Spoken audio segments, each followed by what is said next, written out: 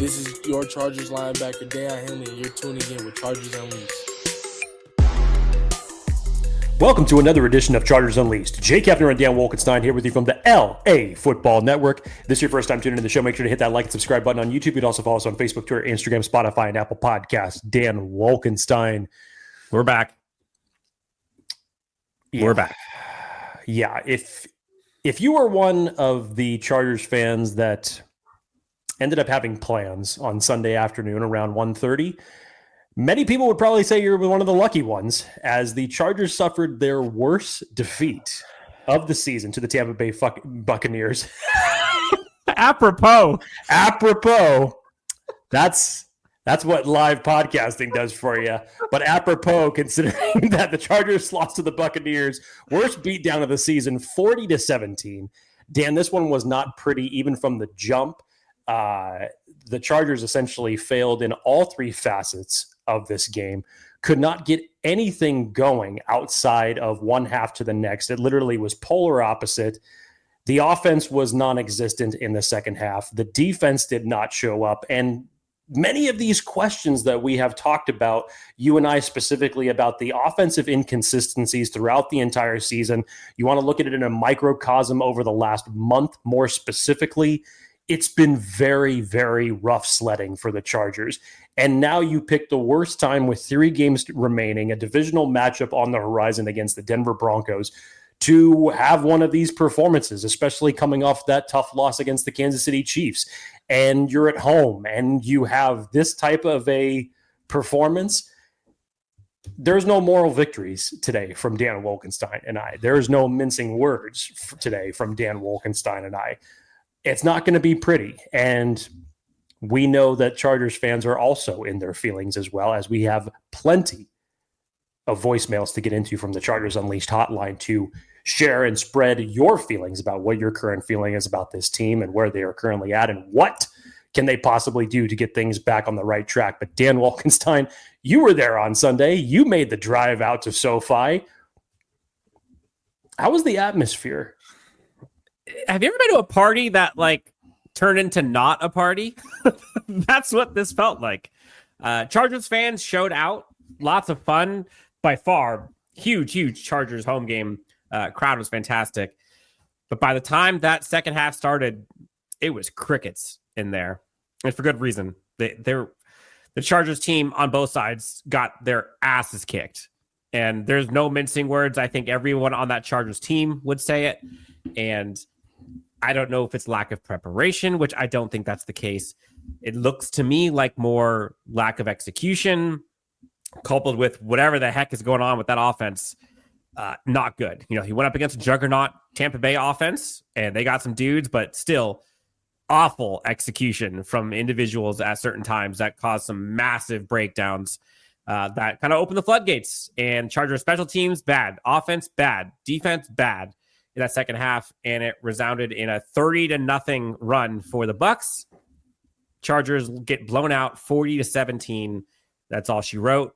And now Chargers, no real silver linings here, because 4 days later, having to play the Broncos on Thursday, short week, banged up. Voicemails going crazy, Jake. We'll get to those as we go through here. Kind of use that as our North Star to discuss and go through our feelings. But they're not great, Bob. They're not great.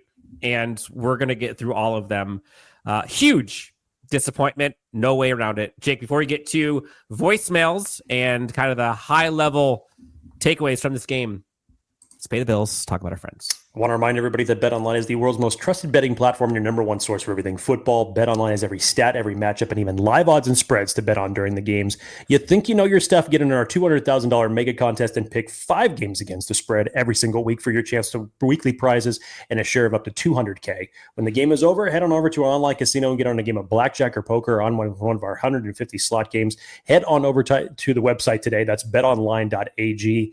BetOnline, the game starts here. Tons of voicemails. You know the drill. Chargers Unleashed hotline, 323-902-7586. Again, 323-902-7586. Let's kick this thing off, Jake, with the first voicemail.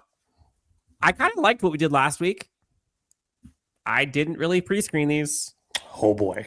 Cross your fingers. If anybody First remembers voicemail. last week, this should be a hoot. First voicemail on the hotline. Hey! Is this the first one? Is this really the first one? All I know is pain! I just had to play that for last week. I was like, if that seriously was the same person that was calling in from last week, I'm sure that Same vibes. if he was calling in this week, I could only, if that was his pain from last week against the Chiefs, I could only imagine what it was if he actually was calling it. But let's hear the official first voicemail, please. Hello, DP Kick Rocks here. I got called into work today. What a fucking bummer that was. I'm actually Oh, here we go. Okay. Starting off hot. kind of glad I'm fucking here. I am fucking embarrassed. Oh no, Jake. This is Yeah. I feel some anger coming through the microphone here. I mean, fucking, I mean, our O-line from what I watched before I left work is just free 99. You need some stats, you call up the Chargers, baby, because we'll give them to you. I mean, fucking 40-17? I am embarrassed. I'm embarrassed. I felt embarrassed calling you guys today. I don't even think we should talk about it. I mean, dude, if we do this against the Broncos next week, if we get blown out, I've been telling you guys I'm losing it. I would have lost it if they lose on Thursday. If they lose on Thursday, I've lost it. It's gone. It's all gone. Brace yourself. I'm fucking one with the wind. I mean, absolutely insane. You guys, I always say you guys have a good day, but I'm not having a fucking good day. All right? Have a good day, sir. I mean, I don't think anybody was having a good day. Yesterday, Nope. Sunday afternoon, I don't think anybody was having a good day. Or a good week. As we try to flush this, go through the aftermath of the Tampa Bay Buccaneers game, we're also going to try to point in the direction of what Thursday night means. We'll end up doing our full Thursday night preview tomorrow for the show, but we'll obviously sprinkle a little bit of tidbits into it because it's big. Dan, when you look at this as a whole, Chargers have lost 3 of their last 4. And in the one game that they won, their offense literally did not come to play.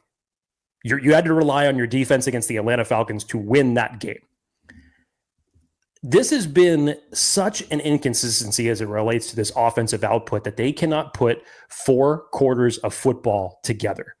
And much like this game, you welcome back Ladd McConkey. He immediately is a focal point of the offense in the first drive. Looks good, goes down, scores a touchdown. You had to, considering how easily the Tampa Bay Buccaneers moved the ball down to score on their opening drive. So it's 7-7. You end up getting a couple turnovers in the first half. You're able to take the lead 17-14. Quentin Johnson has himself another touchdown on a very, very nice play. And you're feeling confident because here was the issue against the Chiefs, that you couldn't get the offense going fast enough, that it didn't take until the second half for your offense to show up. But I don't know what was said at halftime in this game against the Buccaneers. Maybe nobody should have said anything. I don't know which one would have worked, truly, because how you go 0 for 6 on the day, on third down. I understand Justin Herbert is nursing his injury, but still, Justin Herbert before halftime had 127 yards and 2 touchdowns and looked like, despite the ankle injury, was able to distribute the ball pretty well. Your running game was non-existent. 32 yards of rushing on the day. Couldn't get anything going there, which is absolutely wild. But Dan, we talk so much about this defense and being able to keep them in games. And if it is a situation that you like to say, Dan, the first 1 to 20 wins, and that's how this type of situation to be played, they have essentially teetered on collapse for the better part of the last month. So close. You look at that Baltimore game. Offense couldn't get anything going. They were stopped. Baltimore was able to run it down your throat and run up the score. Falcons game, they were able to mask those offensive deficiencies because they were able to make the plays that they did. Kansas City, again, one half of football is not enough to beat the Chiefs, unfortunately. And then this game to come after that, and you allow 506 total yards, 8 plays that go over 20 yards, 3 of those go for touchdowns. It just looked easy for the Tampa Bay Buccaneers, and they scored on 5 consecutive drives. There is no excuse for that anymore. And all of the struggles that we have talked about with this offense getting in a rhythm and getting momentum and having to start fast or play more than one half of football officially came to a head on Sunday. You cannot win a playoff game with the way that this offense has had its deficiencies, more so over the last month. But essentially, we've been talking about this for the better part of the season. And certain days they're able to overcome it. But Sunday against the Buccaneers was literally the microcosm of the bigger issue that has plagued this offense throughout the entirety of the year. Darth Dan's back. Tell you there that we much. go. That's Love damn it. sure. Look, I have some feelings on this one, Jake. First off, I feel like Greg Roman's gotten a lot of leash this season. And we all kind of knew what was to be expected. And we knew what was pros and cons of that style that Greg Roman brings. What kind of voodoo magic is with this Chargers team to where it takes going to the Chargers to make a rushing attack from Greg Roman look abysmal? In which every other stop he's been at, every other year has been top 5, top 3, top 1, not 2.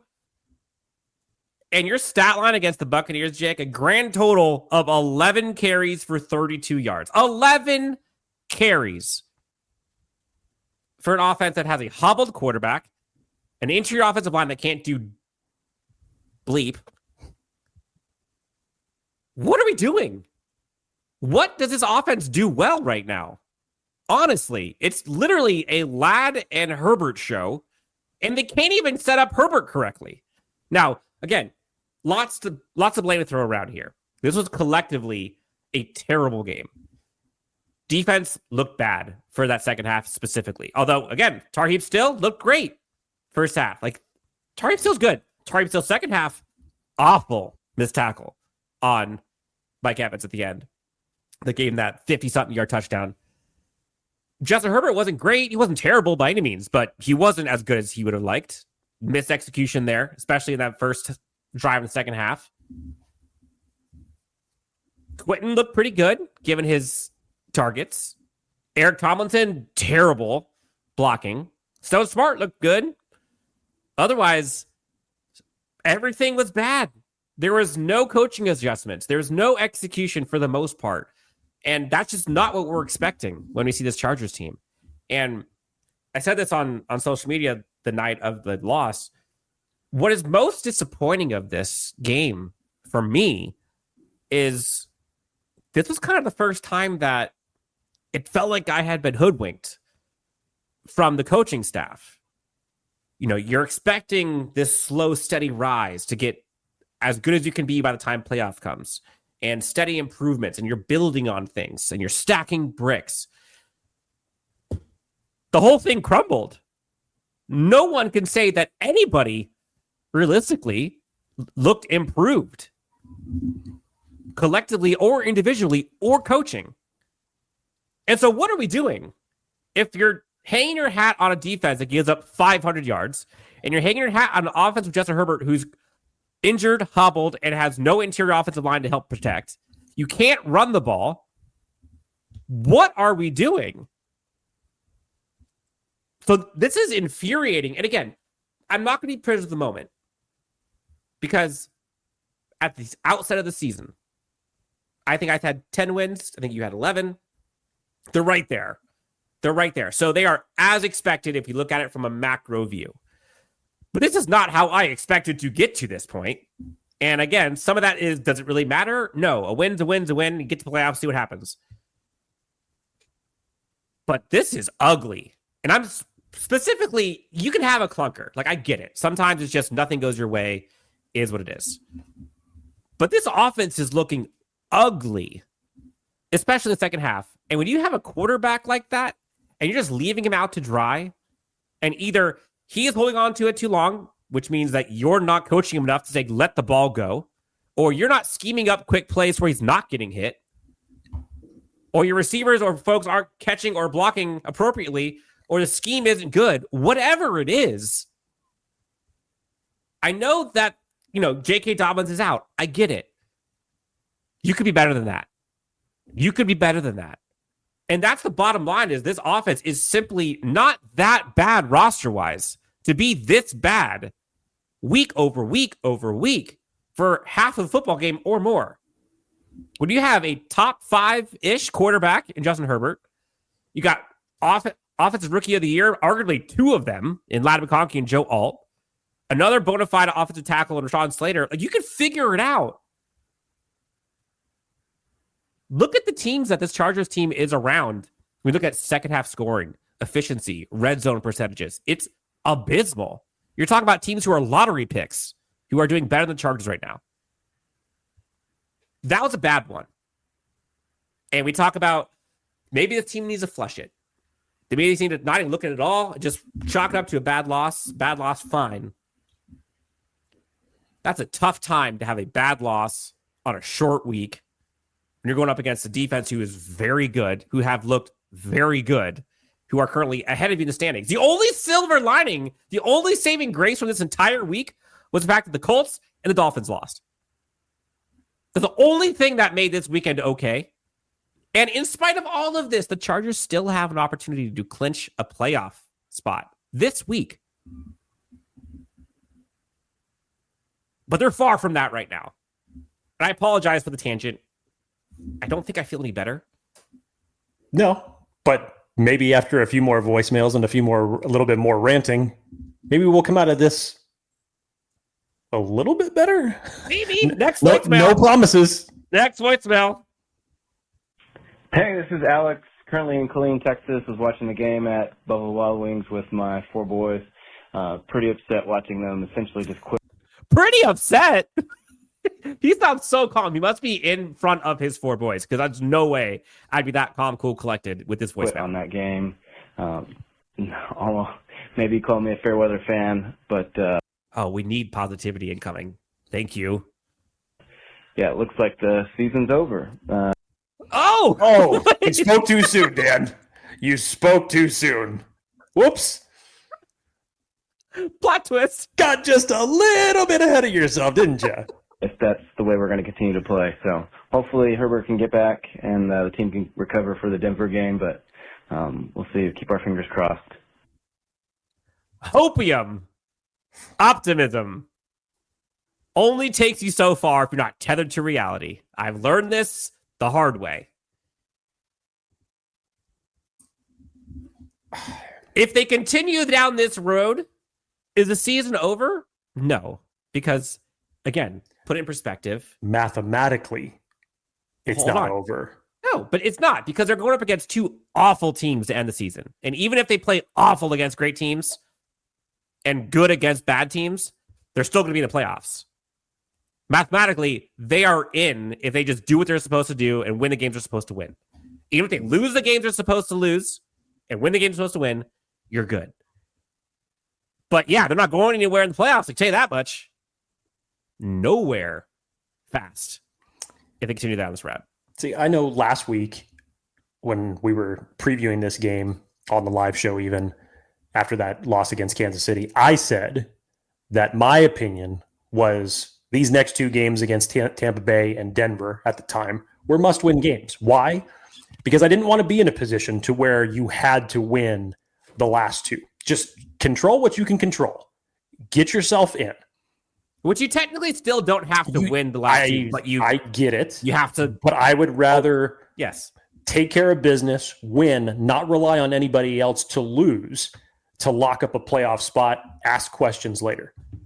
And this Denver game now is going to look a hell of a lot different than it was in week 6.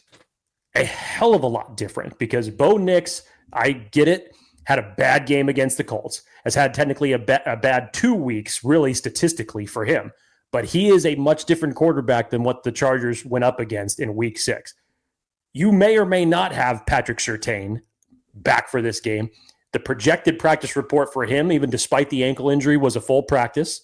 So things are trending positively for him. And their defense, on one leg. Their defense is playing extremely well.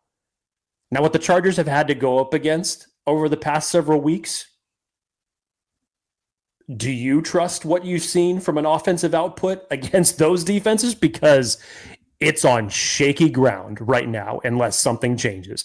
And the last month has been really tough. At best, you've had 2 quarters per game. At best. That's not going to get it done. That's not going to get it done. And if you find yourself in a losing situation against Denver on Thursday, the temperature is going to ratchet up very, very quickly. I don't care who your last 2 opponents are. I really do not. Any given Sunday or Saturday. It's the bigger picture of everything that has taken place through 14 or 15 games played, wherever we're at now.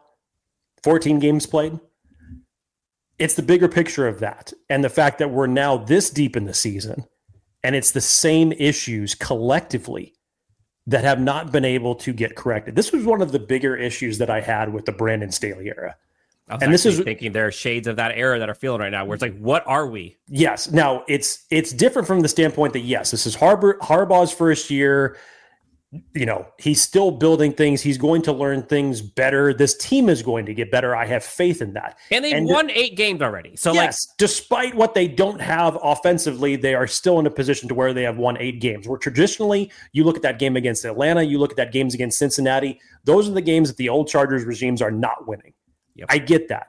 But it's now developing into a trend where I have similar feelings to how I felt against the Brandon Staley era, because we would hear certain comments and we would be talked about for certain preparation and rebounding, and we just wouldn't see it. Nothing would change from those 3 years, no matter who the offensive coordinator was, whether it was Joe Lombardi or Kellen Moore. It was the same old story from an offensive and defensive standpoint from week to week, and we got excuse after excuse after excuse. Now, I'm not sitting here that Greg Roman is talking excuses or that anybody is trying to give anybody a free pass. But when you've gone this long with this much offensive inconsistencies, even from how efficient Justin Herbert is playing, just specifically from the stat line for the season, which is pretty good when it comes to not turning the football over, how is it you're still falling into these type of issues? No. As Dan mentioned, the interior of your offensive line in terms of run blocking is pretty damn bad. There's a reason why. There's a reason, yes, but there's a reason why the most successful runs that you've seen to the Chargers have gone to the left side. That's because it's Rashawn Slater's side. And it makes up a little bit for what Zion Johnson has or has not done. But Bradley Bozeman, Trey Pipkins, when it's come to pass rushing or pass blocking and run blocking, it hasn't been there. And Zion hasn't been there. Sawyer hasn't been there. Pipkins hasn't been there. Bozeman hasn't been there. This was the second highest pass rush rate that Justin Herbert has faced in his entire career. Todd Bowles essentially dared the Chargers to throw on him, and he couldn't do it. Why? Because the Chargers kept scheming up plays for Justin Herbert to drop back and push it deep. What are we doing? What are we doing? There was, I can't remember specifically what drive it was, Dan, but it was the drive in which Justin Herbert ended up throwing his second interception of the season. It was a 2nd and 9 play. They're backed up against their own end zone. And Justin Herbert's throwing deep, and he's got the check down right there that could have easily gotten a first down across the middle of the field. I don't understand what's happening, but I know that he probably would have seen it if he had more time to throw the damn ball. You are throwing Herbert out to the wolves. Yes. Seemingly every game that matters, when it matters most in games, the wolves are chasing. Yes. And you are just like backing up, hoping. That's your strategy. Being in 3rd and long, unfortunately, over the past month has been a negative trend for this Chargers team. They cannot get any positive yards as far as a run game or a pass game going on 1st and 2nd downs. These are things that Greg Roman has addressed publicly in terms of getting better on. They have not happened yet. And when you live in 3rd and long and when you get yourself into a 3-score hole, I don't care who your running back is, but the running game at that point is going to go secondary as far as the offensive schemes go. 11 carries in a Greg Roman offense with a hampered quarterback. Yes. Not only can you not run the ball, period, but when you get yourself in that much of a hole, you have to throw it to try to catch up. But the defense already knows that that's coming. So what do? They're just going to pin their ears back and come after you, which But it's not Todd like we Bowles can did give them all that afternoon. excuse. Like, we can't even give them that excuse. They were up at halftime. Oh yeah, it's not an excuse. No, but they're like, okay, they're trailing from behind. Fine. What happened the first half? I haven't even gotten to the defensive side of the ball yet, but that's part of my point, Dan. And I get it. Like, it's a collective effort because when your defense is giving up massive plays, quick drives, your offense is going 3 and outs, punts, turnovers. Like, it's a recipe for disaster, and that snowballs. Like, I get it. There was complimentary football in the first half, and whatever the opposite of it was in the second half, and it was awful. We'll get the defense here, Jake. 323-902-7586 is your number to the Chargers Unleashed voicemail. Next voicemail, Jake. Fellas, I'm a lifelong Chargers fan since the 70s. Just flew over from the East Coast. My first Charger game. Oh, God. Oh, no. Pour one out. SoFi, and what a disappointment. Hello, darkness, my old friend. There were so many country songs about heartbreak and breakups that are pretty apropos for this one. But things, my time is almost up. But we got to do something with that offensive play calling. We're going to get our best asset killed. We got to do some screens. We got to run through, pass the ball to the backs coming out of the backfield. We got to get the running game going. We got to do something. aHerbert's not going to make it to next year. You want to take the lead on this one, Dan? Go ahead. I think that's what's frustrating to me is when you have the crown jewel, as Jim Harbaugh says. And, some of this is on Justin as well. He's not perfect, and he has some blame as well. I think he has kept it too long at times. And if there is something where the scheme is not working, I would like to think that Justin Herbert now has enough voice to be like, damn it, we're not doing this. So, that said, I don't understand how this staff believes that this scheme, or that scheme specifically for that week, was best for Justin and his health, or for the efficiency of this offense, and for the longevity of the season. I don't understand how it could check any of those 3 boxes if that's what their plan was. And you can say, oh, well, the roster isn't great. I get all of that. But you can scheme around roster issues, especially when you have a bona fide quarterback and a wide receiver who's always open. And you have 2 tackles who are good. If you have a brain trust with those 3 things, like, you should be able to do something with that. How many times have we seen Tom Brady and Patrick Mahomes? Look at the receivers that Patrick Mahomes has had over this run. Like, they have not been good. He's had Kelsey, who sometimes looks great and is used. Sometimes he's not. But they're going to, like, Noah Gray and guys that you have not really heard of. They get DeAndre Hopkins, sure. But before that, it's like, he's winning in spite of all of that. Now, it's a collective unit, for sure. It's not just him. It's not just the offense, defense, special teams. I get it. You have enough to look better than that. Like, that was bad. And so, yeah, you're seeing Herbert hobbled. You liked Heineke coming out there because you're like, wave the white flag. Like, what are we doing? This is going nowhere except bad. But that was embarrassing. The callers are right. It was embarrassing. It was one of the more glaring sites of just lack of adjustment to what was happening from the Buccaneers defensively, Dan, as you kind of touched on. I believe there was one screen pass that was schemed up, and of course, when Kamani Vidal gets it and runs for a first down, there's a penalty, brings it back.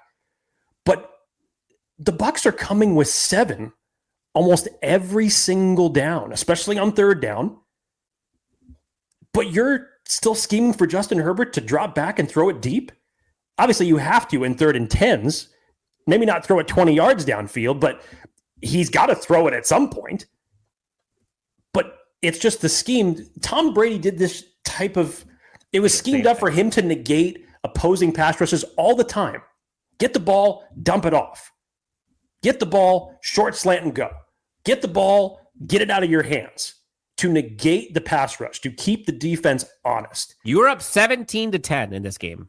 I didn't see anything like that from Greg Roman in terms of, especially when you have a quarterback that is not 100%, that is on a hobbled ankle. And especially after the first sack that he took, Dan, the one that he was actually down on the field for a minute before he got back up, I would have thought that would have been at least the warning to say, look, either you're going to make adjustments at halftime in terms of getting your running game going better, or if not, how do you still get around this? You scheme it up.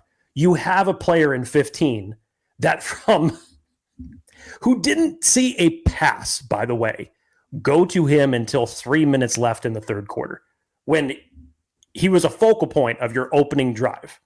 I don't understand that. In the second half? Yeah. Yes. And maybe that was the Buccaneers doubling him. Great. If that was the case, then who's in single coverage? Who do you find? And if they're not open, then how is it that you're scheming them up? Because it damn sure isn't anything to get open quickly or to negate the opposing team's pass rush that was clearly getting through and getting penetration and getting after Justin Herbert.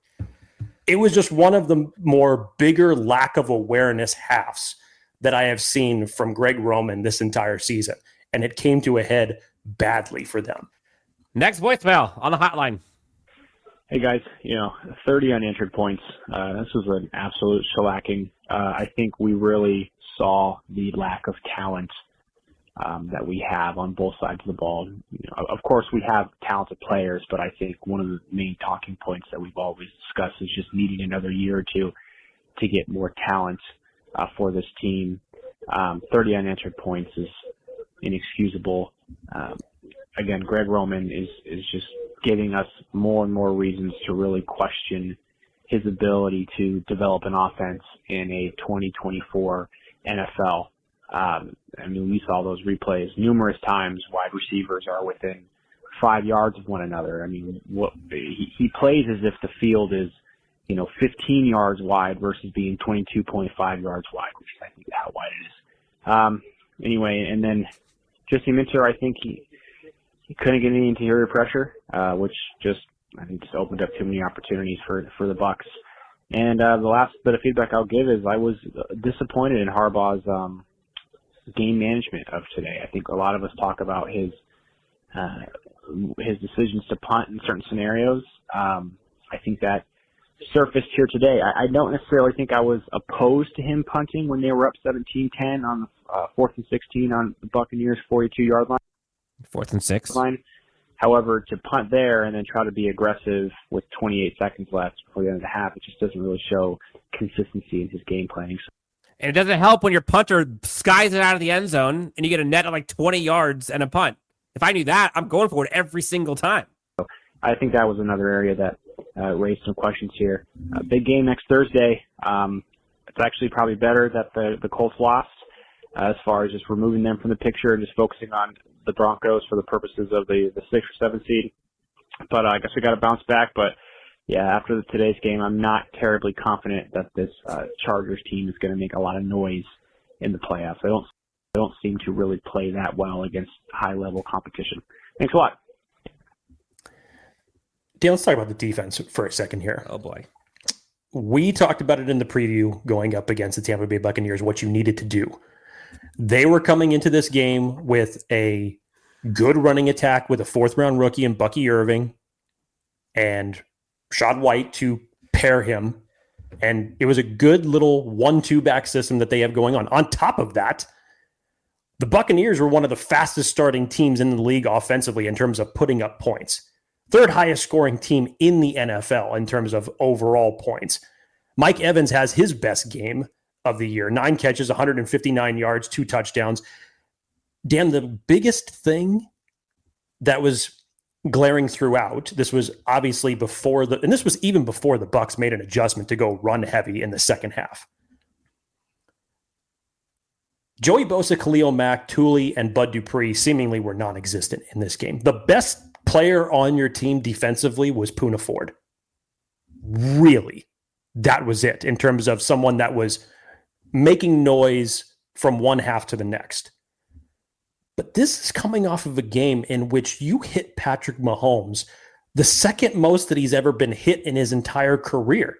The pressure that you were putting on Patrick Mahomes, and you come back off of a game like that and your pass rush is gone, which of course affects everything else because Graham Barton and Tristan Wirfs and the rest of that Tampa Bay offensive line, they owned you in the trenches throughout that game.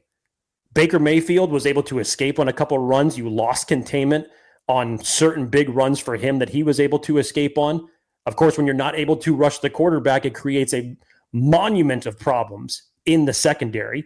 Hence the 8 plays over 20 yards, 3 of them being for touchdowns. Breakdowns in the secondary, more specifically with Jasir Taylor early in that opening drive for Tampa Bay. Once Cam Hart, unfortunately, goes out of the game with a concussion when he was trying to make a play on an interception again, that seemingly just changed everything, much like it did in the Baltimore game, or excuse me, the Cincinnati game. I just don't understand how you go from one week to the next and have that much discrepancy in terms of defensive performance. I just don't see that. And then Tampa Bay went back to do, at least they made an adjustment because they went back to a run-heavy offense and they ended up putting up over 200 rushing yards against you defensively. And they ran it down your throat. They owned the trenches. Jesse Minter said it's only a one-off if you allow it to be a one-off. No excuses. No excuses. I mean, I don't disagree with that sentiment. Get rid of it as fast as you can, but come back to play on a short week against the divisional opponent when you really need it. But Dan, this is part of the pairing of what happens when your offense goes 0 for 6 on third down. Jake, and your defense has to be out there a majority of the second half. Jake, the drive for the Chargers in the second half, 3 plays, 6 yards. 5 plays, 18 yards. 5 plays, 14 yards. 2 plays, interception. 8 plays, 30 yards, turnover and downs. 4 plays, 25 yards, turnover and downs. 1 play, 4 yards. That's your second half. So sure, the defense wasn't put in a great spot, and so the wheels fell off more and more and more and more and more. Again, snowballs. But man, if we're talking defense, one of the things that the Chargers defense is supposed to be able to do, they have that shell. Everybody's supposed to have the communication on lock. You're supposed to do your job. You're giving up these massive chunk back-breaking plays to superstars. Mike Evans goes off on this team. 2 touchdowns, 9 catches for like $160 or something crazy. You saw a massive 54-yard run by Bucky Irving. I think Jalen McMillan was a huge part of their offense as well. Baker Mayfield scrambling for 20-yard explosive plays. I mean, they went anywhere they wanted to be able to get 288 yards of passing, 223 yards of rushing. Baker went 22 of 27, Jake, for 4 touchdowns. That's and a day. With 2 turnovers, you wouldn't know it. They had 40 points with 2 turnovers. Not great. Not great. The Cam Hart, what I thought was going to be an interception, turned into a really bad, I think it was a concussion. Like, that's not good. That is not good. And to the caller's point, yes, there are some roster holes. We talked about that. Like, this Chargers team could use some more interior defensive line. Clearly offensive line as well. They could use another running back. They could use another receiver. They could use another tight end. They could use more corners. Like, there's a lot of stuff they still need to fix. That being said, this was not the team we'd seen all season. And I think that's what's frustrating, especially on defense, if we're talking about that. And what is more perplexing to me is how a team that has arguably the best pass rushing quad in the NFL get absolutely nothing. It makes no sense to me how they have a combined, 4 pressures total? The entire team? Sorry, 5. Morgan Fox had 2, Tito had 1, Troy Dye had 1, and Khalil Mack had 1. That's it. 5 pressures. You got Joey Bosa and Khalil Mack and Thule and Bud Dupree. Like, how is that possible? And the quarterbacks on this team are actually doing pretty good. So, like, you tell me how.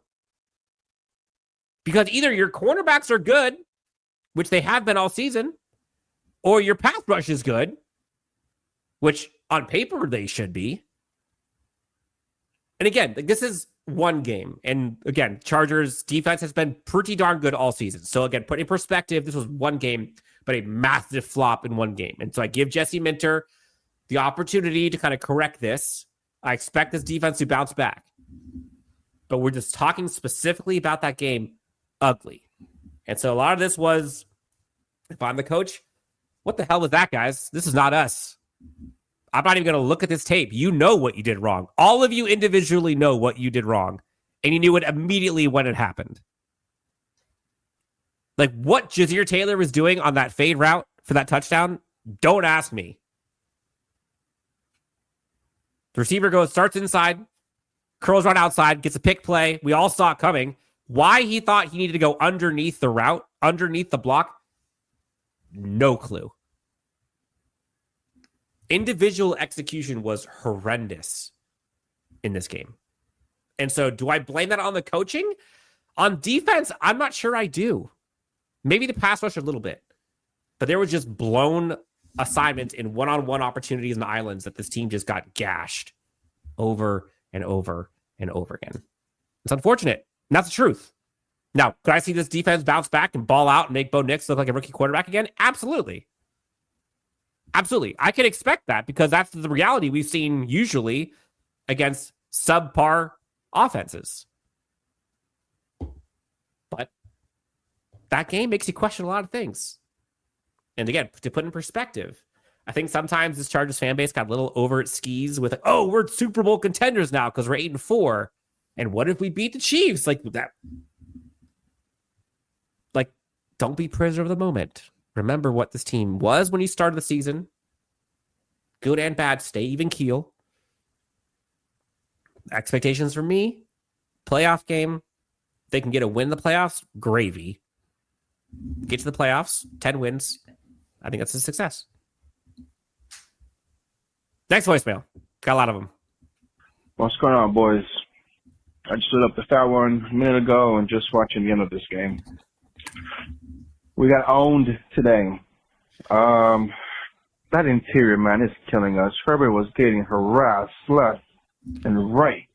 There's no stopping. I mean, anyone can run through the middle. Sure, I could run through that middle probably. I mean, it is Vita Vea and company, but still. It's tough, guys. Denver's winning. That's not helping. They're probably going to win. So here we go. Next week, on a short week, on Thursday, against Denver for a tiebreaker. Holy shit. It's going to be a little closer than I think. Than I like, I'd say. It sucks. Suck it up, and let's go next week. Both up. What else can you say? You can't really say much more than that, honestly. Truly. These are all things to be concerned about because Denver's got some mad dogs up there in the front defensively. They can get pressure. They're able to do it. You've seen what they've been able to do the last couple of weeks. Their defense has kept them in games over the past 2 weeks, despite their offensive deficiencies that they've had. We saw one game where the Chargers were able to do it, but more times than not over this past month, the offense needs to carry more than a half. And if they don't, and if you have performances the way that you had against Tampa Bay, it won't matter who's on defense. Because if you're out there after putting up an 0 for 6 on third down offensively, it's not going to matter. You do that against Denver with Bo Nix improving from your first matchup to what he is playing with now. Again, I don't care about a 3-touchdown, 3-interception day for Bo Nix. I don't care from the standpoint that they had to come back from behind to beat the Indianapolis Colts. I don't care what his final stat. It's not going to matter if you come out and you play the way that you've played over the last month, because your defense can only carry you so far unless you are playing an extremely deficient opponent, which Denver is not. And now you have a divisional matchup that is pivotal on Thursday Night Football. In my opinion, it's a must-win because I don't want to back myself up into the last 2 games for the Chargers to have to win in order for them to get in the playoffs. And given the fact of what we have seen from this offensive inconsistencies all season and more so over the last month, when is it going to change? I get it. You're limited without J.K. Dobbins. I don't care. Figure out a way for the offensive line to block enough for a running back to find a hole. I understand that you are. No. I understand. Jake Hefner, come on down. I definitely. Those holes are already closed up. I ain't running through them. I understand that you're dealing with an injured quarterback with his second ankle sprain that he has suffered throughout this year. Protect him. Scheme it. God. Scheme it that way. Thank you. Why is it that we do not? I still do not understand why we don't run more screens, but it sucks because even the moment that we do, there's a penalty, and it running wipes or it off manufactured more. runs do something. It's not going to matter. So, what is the turnaround now going to look like on a short week when most likely you're not going to have Cam Hart due to his second concussion in the last month, which is very scary for him? Yep. Practice report came out today, Dan. Elijah Molden wasn't practicing. Tito wasn't practicing. Who are you going to have on Thursday? This is now on your defense, talking about your defensive injuries that you have. But again, what is it that you're going to do to be able to put up points? Exactly. You're 14 games in. Got 3 left. When are these inconsistencies going to be adjusted? I hope it's against Denver. Crickets. Next voicemail. Hi guys, I have a quick question. For next year's free agent guard class, which guards do you guys like the most? If you could rank them, obviously everybody knows about Trey Smith, but who would you like for the Chargers to go after? Honestly, Jake, I don't know at all. Free agent class for guards. I haven't even focused on that. I am solely focused on how this team can get to 10 wins. So I got zero answer for this right now. Do you have an answer? You can easily say no, and we can punt this till next time. I mean, as far as ranking them goes, no, I don't have a specific ranking as it relates to how I would rank them in terms of priorities. But are you going to strengthen your offensive line through free agency this year? Yes, that's going to be the focal point because of the standpoint of what you need at other positions on the draft and more high priority. Your center class in the draft is not nearly as good as what it was last year. So I think if you're looking to make a change at center or at guard more specifically, both of those moves are going to be done in free agency. There's a few names real quick, how do you feel if they go guard or center in round 1? There shouldn't be a center taken in round 1 at all. Okay. So let's just wipe that off the board. There shouldn't be given this class. If you go guard in their feelings, I mean, whether or not it's for the right reasons. Would it be my first choice? No. But in the bigger picture of things, given what we've seen from Joe Alt and the discrepancy between what draft selection that should have been at 5, you could pretty much say that, hey, I think they made the right choice there. And you could also understand a reason why if they ended up selecting a guard. Would it be my personal choice for number 1 where the Chargers are projected to draft? No, I wouldn't, given their needs elsewhere. But at the same time, you look at how poorly this offensive line has performed, wouldn't necessarily be surprised. But I definitely think that free agency, center and guard, is going to have to be addressed.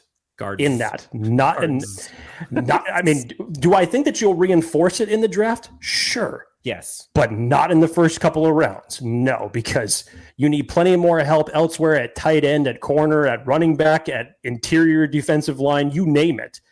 Tight end, I think, is my current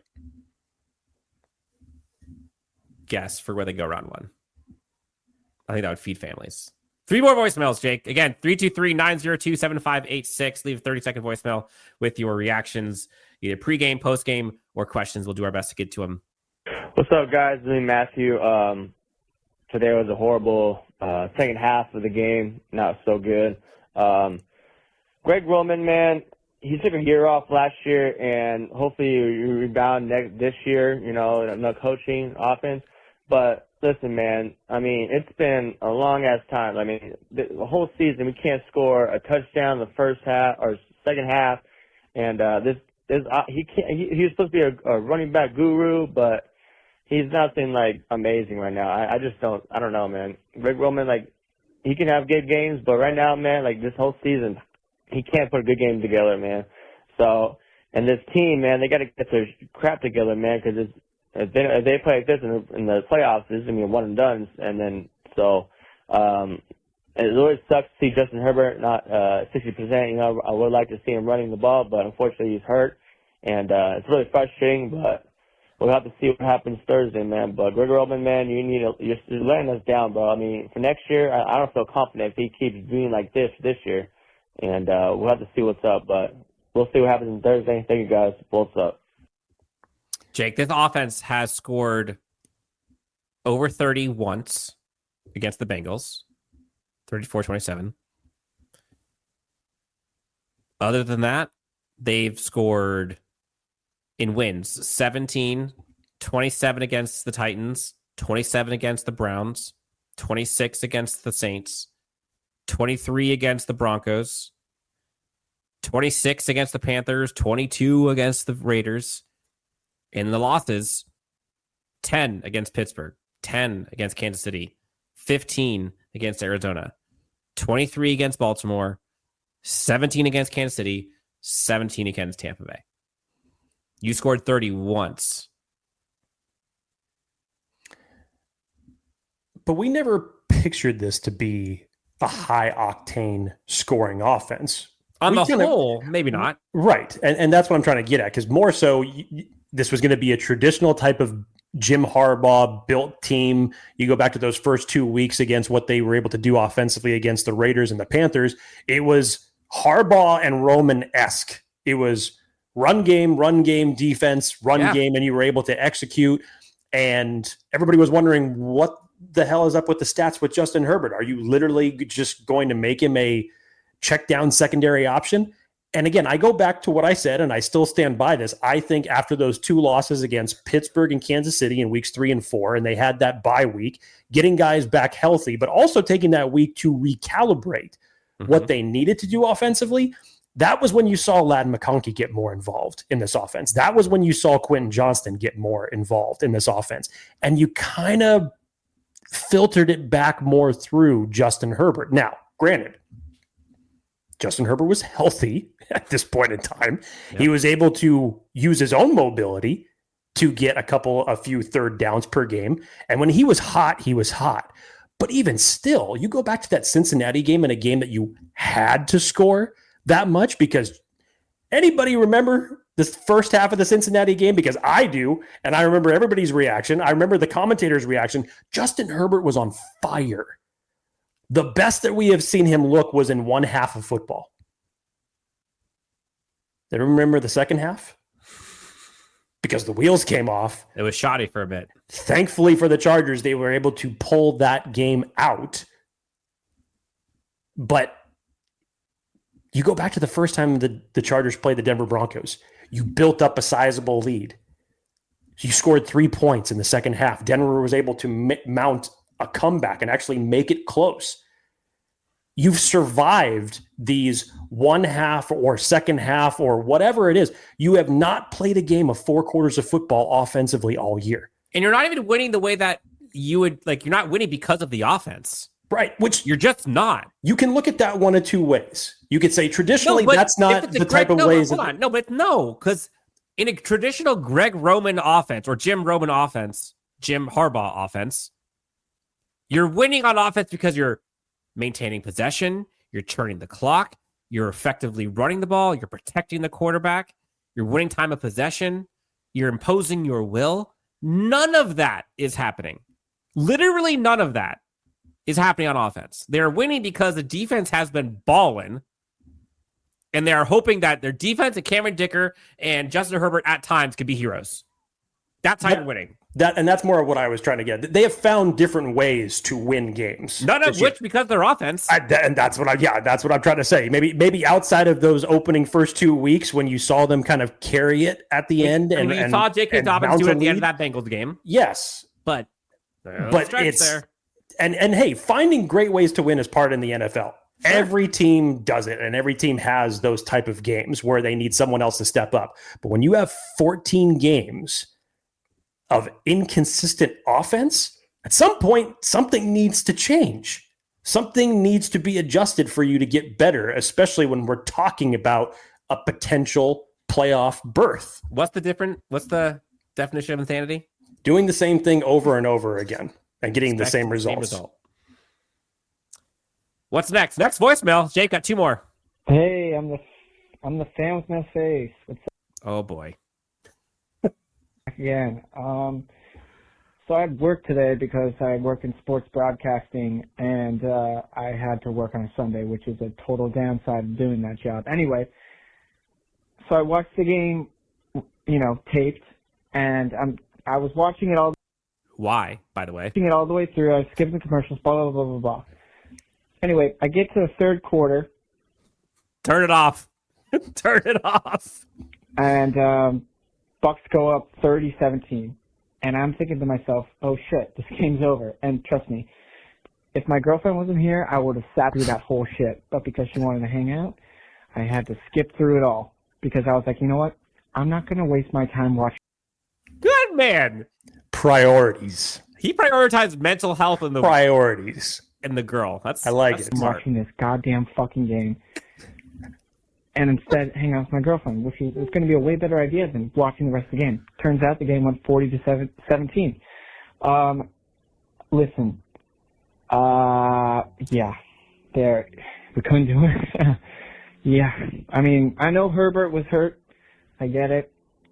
I'm really bummed out. Cam Hart got a concussion. He almost had that pick. That sucked.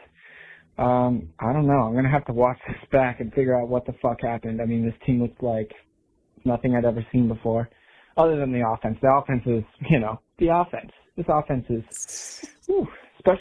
This is where we're at, Jake. Where, this is just another week. This is what the offense is at. So what are you going to say? What else is there to say? With Herbert hurt, this offense is probably the worst offense in the entire league. Cooked. Absolutely cooked. And it goes to the weapons, right?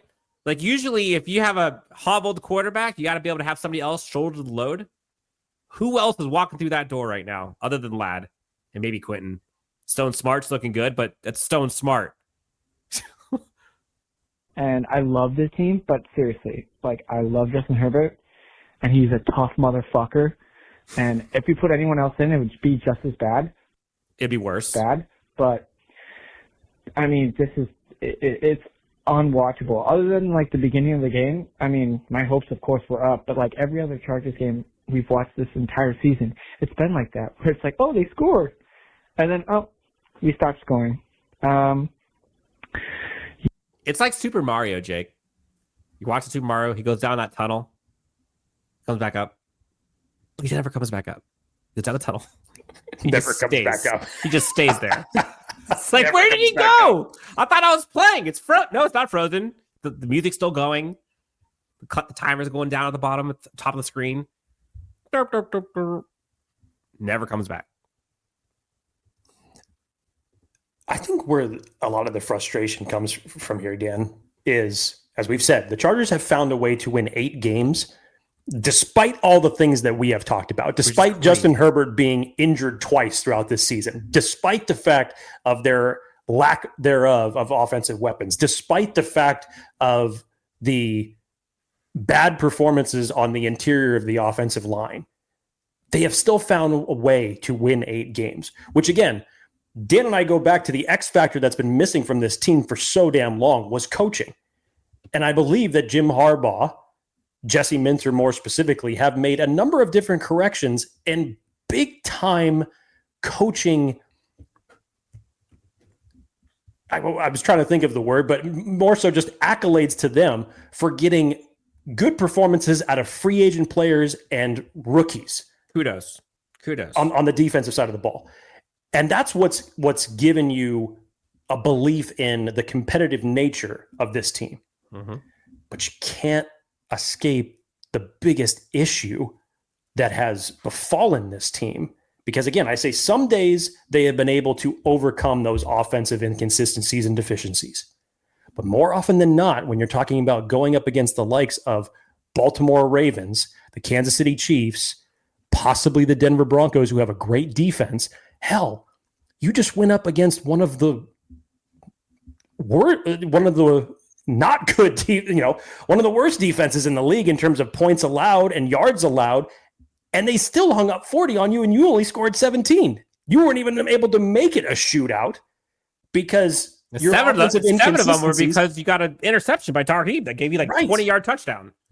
So eventually these mistakes are going to catch up to you, especially when you play the better echelon of teams in the league. Well, they are catching up to them. That's my point. Yeah. So over the past month has been the biggest blemish and the biggest spotlight on this team in terms of what they can or cannot do offensively, in terms of what they look like 1 week to the next, from one half to the next. How do you go from looking, even with Justin Herbert on 1 foot, to put up 127 yards and 2 touchdowns and move the ball the way that he was doing it in the first half to what you saw in the second half? And still go 0 for 6 on third down. And how do you go from that admirable, if you want to call it, performance against the Chiefs in the second half? How do you look like that against them to then come out and look that bad? That's the other thing. So we talk about trends and looking at what this team is and what they're trending towards. Chargers fans, you tell me, what is this offense trending towards right now? And what is the defense trending towards? It's not trending good offensively. It hasn't been trending good, and it's come to a head now. So we asked the question, what's next? You got Thursday night football against the divisional opponent, the Denver Broncos. Despite them having a rookie quarterback, they're still able to put up points. Despite their rookie quarterback having a 3-interception game against the Indianapolis Colts, they still find ways to win the game. And I'm telling you, this is going to be a much different game than the first time that the Chargers faced the Denver Broncos weeks ago, because Bo Nix has looked better. That offense has looked better. This Denver Broncos defense is, I'm telling you, since the Baltimore game, teams have figured out how to attack the Chargers defense. Yep. And when you do it in a way that you could score almost at will and put up points and have that offense for the Chargers be as inconsistent as it has, you can't afford one half of good football. You have to be able to put up 4 quarters of football and be able to find a way to put points. I'm not asking for touchdowns, but you have to figure out a way to put drives together and put points on the board. Because if minutes you don't, or points. Because if you don't, it won't matter how bad the opposing offense is. They're going to find a way to chip at you. Yep. And eventually it's going to dwindle down your defense, and they're going to be the ones that are going to be putting up points. And the Chargers are going to find themselves with another L on their record. There's a lot to clean up on a short week, and now it's crunch time. Crunch time. We have some more voicemails. I think we'll try to get to those when we have our breakdown of the Broncos here. Jake, this is a frustrating one to watch, to go over, but I think we try to do our best to be honest and transparent for the good times and the bad. Call things out when they're great, call things out when they're terrible. Darth Dan, Jake Vader are alive and well. Welcome back to both of us, I guess. Hopefully the Chargers team can make us eat crow, can learn a lesson or two, can bounce back. I'll shut up. Handle adversity. Let's see. This is what the coaching staff is here for. Can they do it? We'll find out. Jake, anything else before we get out of here? I'm so ready to just flush this. Still hurts. You heard Dan Henley. You heard Khalil Mack you heard Derwin James talk about their collective defensive performances. They know it's not good. But you got to flush this in a short week because you've had a month of this in terms of inconsistent performances, and it's not going to be able to carry you even against worse competition, because Atlanta was able to move the ball pretty damn well. And despite what your offense was not able to do, your defense kept you in that game. You can't survive going to the playoffs with an offense like this and being this inconsistent from one week to the next. Hopefully, over these next 3-week span, starting on Thursday, they're able to figure it out. Hopefully. Lord help us if not. Again, thank you to everybody who called into the voicemail, called in with their voicemails on the Chargers Unleashed hotline, 323-902-7586. Phone a friend, have some fun, get involved. You could be on the next show if you'd like. Give us a call. Let us know your thoughts. We'll talk about the Broncos here coming up, but Jake, that's going to do it. Therapeutic, I would say, a little bit, but collectively, flush it. We're on to Denver. Let's see what this team can do. We'll talk about it tomorrow. For Jake, you can find him at Jake D. Hefner, myself at Dan W. Sports. Thank you so much for tuning in, and we'll talk to you next time. Feel a little better, honestly. Feel a little better. But we'll talk to you next time on Chargers Unleashed.